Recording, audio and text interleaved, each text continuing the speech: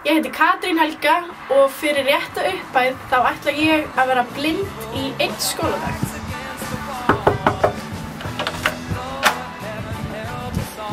Ég heiti Margrét Aðalheiður og ég ætla að lita augabrúnirnar mínar bláar fyrir 15.000 krónur. Ég heiti Emil Þór Gunnarsson og fyrir 10.000 krónur mun ég þaga í 24 klukkustundir til styrktar flóttamannabúðs í Sýrlandi.